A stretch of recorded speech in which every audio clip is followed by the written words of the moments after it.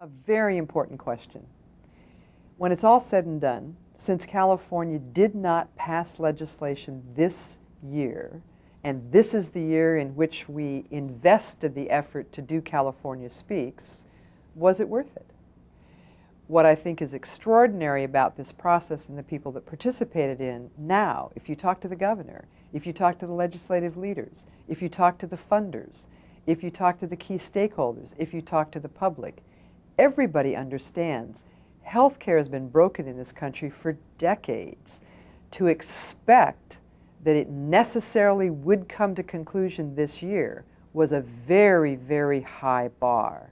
So the real question is, did it advance the ball? Is there a deeper understanding of where the public is?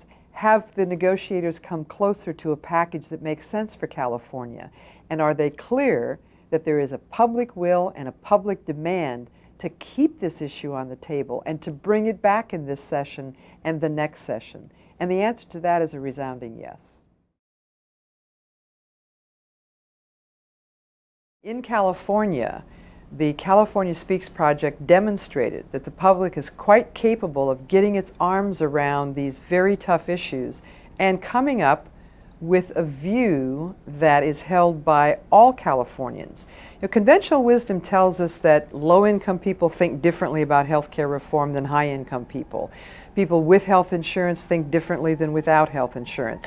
And of course, in specifics, that's true. But when they're in a context of what is the governor proposing, what are key legislative leaders proposing, it's really impressive how quickly they come to a shared view regardless of their different circumstances.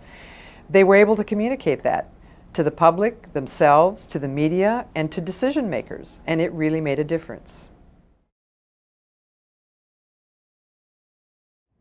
One of the biggest challenges in California Speaks was how could we take this complex information that in fact health economists, people who work in delivery, people who work in providing services have a hard time getting on the same page with each other. Well, in part, we go right back to what Thomas Jefferson said about the role of the public, that we need a different kind of wisdom from the public than we need from experts. So the challenge is not whether or not the public can understand every financial model that a health finance expert would use, but the issue is once we look at the key options that the health finance experts would put on the table, then how does the public make a judgment amongst those options based on the wisdom that comes out of living their lives and interfacing with the United States' healthcare system. So what AmericaSpeaks does in putting together a discussion guide is brings together an advisory group that has all the experts on it. Said, okay, on the issue of employer mandate, on the issue of individual mandate, what is it the public has to understand in order to make a good judgment between policy option A, B, C, D, or F? We then put together sometimes video segments. We sometimes interview an expert. We figure out what is the most effective and efficient way to communicate that basic fact information to the public and then let them delve into the discussion that will allow them to bring their experience to the table.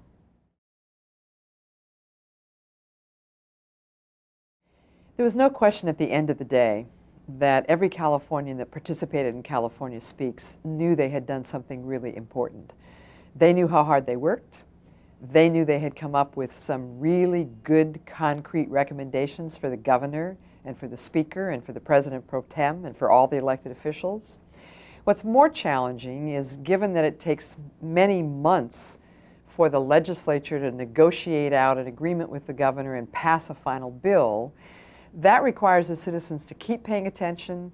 That requires the citizens to stay active in talking to their own elected official, their assembly person and their senator, to keep them apprised of the fact that they're watching, that they care about this, and that they really want health care to pass in California.